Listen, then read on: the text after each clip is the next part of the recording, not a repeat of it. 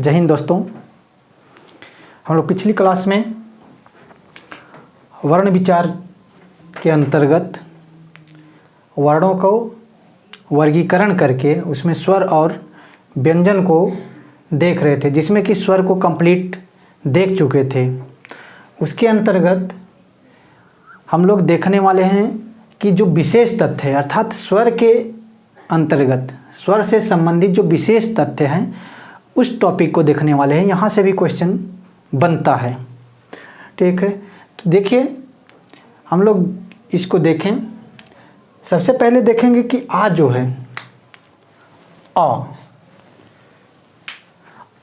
आ के ऊपर अर्धचंद्र बिंदु, ठीक। यह अंग्रेजी से हिंदी में आया है तथा ग्रहण भी कर लिया गया है। क्या है कि यह अंग्रेजी का वर्ण है। ये जो है ये जो है अंग्रेजी का वर्ण है। यह अंग्रेजी से हिंदी में आया है और यह ग्रहण भी कर लिया गया है। जिस प्रकार से जानते होंगे कि हिंदी हमारी एक महासागर है, अर्थात जिस प्रकार से महासागर होता है, समुद्र होता है, उसमें अनेक नदियां जा कर के अपने अस्तित्व को समाप्त कर देती हैं, अर्थात अपने आप को भूल जाती हैं। सेम उसी प्रकार से इस हिंदी भाषा में भी अनेक भाषाओं के शब्द आकर के अपने अस्तित्व को भूल गए हैं, अर्थात घुल मिल गए हैं। उनको अलग करना, अलग करके पहचानना हमारे लिए बहुत कठिन कार्य हो जाता है, ठीक है। सेम उसी प्रकार से आ भी है, एक स्वर वर्ण में गिना जाता है, लेकिन यह 11 स्वर वर्णों में नहीं गिना जाता, यह अलग से स्वर वर्ण में गिना जाता है, जो कि आया हुआ है ना, आगत बोलते हैं। अतः इसे आगत क्या बोलते हैं? आगत या गृहीत स्वर कहते हैं। गृहीत मतलब ग्रहण कर लिया गया जो स्वर है, जो बाहर से आया और हमारे हिंदी में ग्रहण कर लिया गया, वैसे स्वर को क्या बोलते हैं? आगत स्वर। एग्जाम में पूछा जाएगा हमसे कि आगत स्वर कितने हैं, तो एक है। आगत स्वर कौन सा है? ऑप्शन में रहेगा आ, ई, आ और उ, ऐसे रहेगा। तो हमारी नज़र इस ऑप्शन को ढूंढेंगी और इसको हम लोग सही करके आएंगे। आ के ऊपर अर्धचंद्र बिंदु, ठीक है। यह क्या है? आगत है, अर्थात गृहीत स्वर है। इसका प्रयोग केवल अंग्रेजी शब्दों जैसे कॉलेज, नॉलेज, हॉस्पिटल आदि शब्दों को बनाने में किया जाता है, ठीक है। जैसे कॉलेज बोलते हैं, कॉलेज क्या है? इंग्लिश शब्द है, अंग्रेजी का शब्द है कॉलेज। यहाँ पे आ जो मात्रा लगी है, यह क्या है?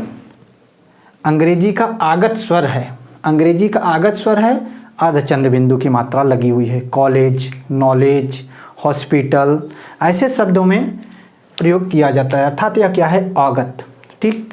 पहले वाली चीज़ समझ में आ गई है। इसको स्टार बना करके भी लिख लेंगे आप लोग, ठीक। सेकंड, जो री है, री का प्रयोग केवल तत्सम शब्दों में करते हैं, तत्सम शब्दों में होता है, अतः इसे तत्सम स्वर कहते हैं। कौन सा स्वर कहते हैं भाई? तत्सम स्वर कहते हैं। री का जिस भी शब्द में री रहेगा ना, री आ जाएगा। जैसे पितृ हो गया, ठीक, ऋग्वेद हो गया, ऋग्वेद, पितृ आ गया। इन सब शब्दों को हम जैसे तत्सम तद्भव शब्द पहचानने के लिए कहा जाता है, तो जिसमें री आ जाएगा हम लोग पहचान लेंगे कि वह क्या है? तत्सम शब्द है, ठीक। क्योंकि क्या जानते हैं कि री एक तत्सम स्वर है, तो री जिसमें आ जाएगा वह क्या होगा? तत्सम शब्द बनेगा। जिस शब्द में री आ जाएगा ना, तत्सम तद्भव पहचानने में हमको बहुत कठिनाई का सामना करना पड़ता है। जब हम इस कीवर्ड को याद किए रहेंगे तो हम तत्सम शब्द को बेहतर तरीके से हम लोग समझ पाएंगे और कर पाएंगे और ऑप्शन में ढूंढ भी पाएंगे। थर्ड देखते हैं। थर्ड क्या है कि स्वरों के उच्चारण में श्वास की मात्रा कम लगती है। स्वर जो हैं हम लोग जब उच्चरित करते हैं तो श्वास की मात्रा कम लगती है, अर्थात इसे क्या बोलते हैं? अल्प प्राण। अल्प मीन्स क्या होता है? थोड़ा, प्राण मीन्स हवा, अर्थात इनको जब बोलेंगे ना हम, तो क्या लगेगा? थोड़ी सी हवा की जरूरत पड़ेगी। आप करके देखिएगा, बोलिए, ऐसे हाथ कीजिएगा अपने सामने, और आप अ बोलिएगा, अ, आ, ई, उ, ठीक। बोलिए, पूरे के पूरे स्वर बोलेंगे, 11 के 11 स्वर बोलिएगा। उसके बाद आप ख बोलिएगा। कौन से वर्ण को? ख को। उसी हाथ को अपने सामने ही रख के ख को बोलिएगा, तब फिर आपको आभास होगा कि जो ख है, ख को बोलने में ज़्यादा हवा हमारे मुख से बाहर आई।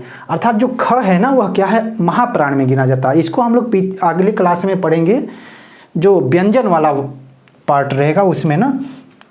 तो यहाँ पर बताने का केवल एक मतलब था कि स्वर क्या होते हैं, अल्प प्राण होते हैं। सारे स्वर क्या होते हैं, अल्प प्राण होते हैं। इस क्वेश्चन के फ्रेमिंग हो चुकी है यूपी टीजीटी 2021 में भी, कि सारे स्वर होते हैं। उसमें था क्या चीज़, अल्प प्राण, महाप्राण, घोष, अघोष, घोष और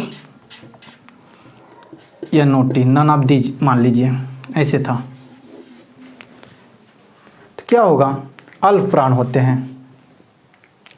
ठीक, चलिए आगे हम लोग समझते हैं। चौथे पॉइंट तक के समझ लिए हैं कि स्वरों के उच्चारण में श्वास की मात्रा कम लगती है, तो इसे क्या बोलते हैं, अल्प प्राण स्वर बोलते हैं। आगे स्वरों के इसको देख लेते हैं। पहले एक चीज़ और है, घोष और सघोष, कि स्वरों के उच्चारण में स्वर तंत्रियों में कंपन होता है। अर्थात इसे क्या बोलते हैं, घोष या सघोष वर्ण बोलते हैं। अर्थात जो हमारे जो स्वर तंत्रियाँ हैं ना, उसमें क्या होता है, विशेष प्रकार का कंपन होता है, झंकार होता है, ठीक, नाद होता है। उसके आधार पे स्वर को क्या बोलते हैं, घोष वर्ण बोलते हैं। ठीक, आगे देखिए, स्वर क्या होते हैं, घोष भी होते हैं।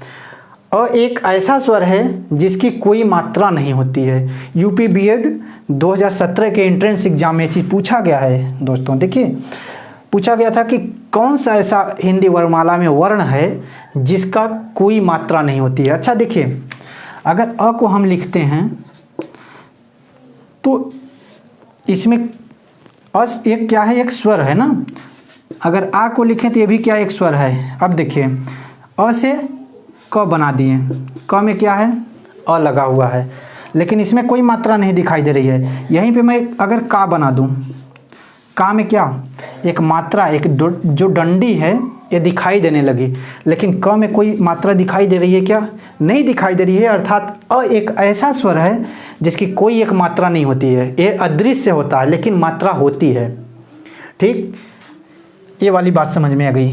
एक चीज़ ये छूट गया था कि स्वरों के उच्चारण में अन्य किसी ध्वनि की सहायता नहीं लेनी पड़ती है।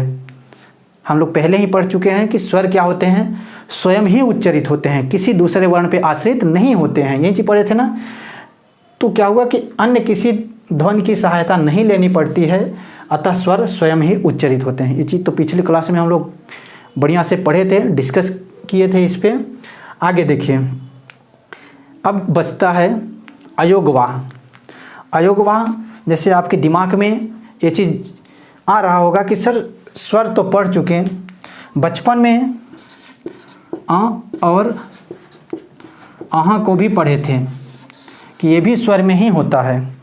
नहीं, ये स्वर में नहीं होता है। क्यों नहीं होता है, देखिए, ये दोनों को ना अगर एक फैमिली के रूप में जाने तो इन्हें इस फैमिली का नाम क्या है, अयोगवाह। इस परिवार दोनों की अगर एक साथ जाने तो इन दोनों वर्णों को क्या बोलते हैं, अयोगवाह वर्ण। लेकिन और जैसे अलग अलग नाम से जाने हम कि इसका क्या नाम है और इसका क्या नाम है, तो इसका नाम देखिए, इस वाले को क्या नाम जानते हैं, अनुस्वार, अनुस्वार के नाम से जानते हैं। ठीक, और इसको क्या नाम जानते हैं, विसर्ग के नाम से। ठीक, देखिए, इसको क्या नाम जानते हैं, विसर्ग, और इसको अनुस्वार। जैसे अंगूर हम लिखते हैं, मान लीजिए यहाँ पे अंगूर हम शब्द लिखते हैं, अंगूर, अंगूर। तो अंगूर में क्या है, अनुस्वार का प्रयोग किया गया है। ठीक, अंकुर लिखते हैं तो अनुस्वार। ठीक, प्रातः काल लिख दिए तो उसमें क्या हो, विसर्ग का प्रयोग किया गया है। ठीक, दोनों वर्णों को जानिएगा। इसका दो, जिसमें दो बिंदु है बगल में, उसे क्या जानते हैं, विसर्ग, और ऊपर जो एक बिंदी लगी हुई है उसे अनुस्वार जानते हैं। लेकिन दोनों को अगर एक साथ एक नाम से जाने तो उन दोनों ध्वनियों को क्या बोलते हैं, अयोगवाह ध्वनि बोलते हैं। यहाँ तक की बात समझ में आई होगी। क्यों इसको, अब बात आती है कि सर इसको अयोगवाह क्यों बोलते हैं। देखिए, पहले जो हम लोग पढ़ चुके हैं ना, जो स्वर, जो 11 स्वर पढ़े थे, उनका हमारे वर्णमाला में योग है, अर्थात जोड़ है, और इन दोनों का कहीं भी जोड़ नहीं है, अर्थात इनको ना नहीं गिना जाता है।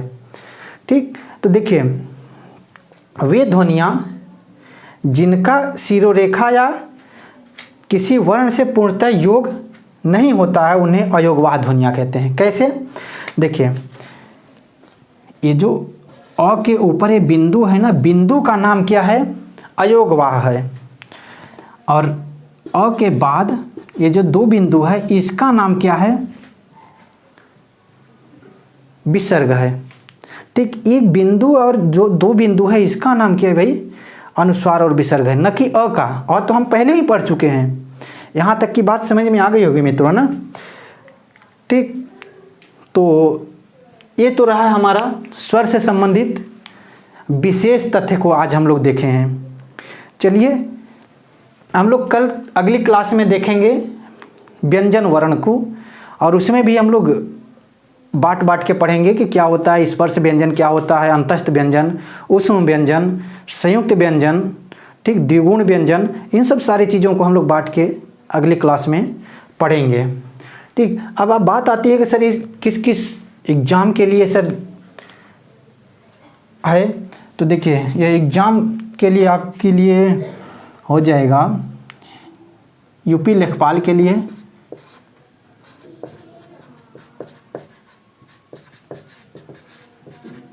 यूपी लेखपाल के लिए, CHS के लिए हो जाएगा भाई, और BHU बीएड के लिए,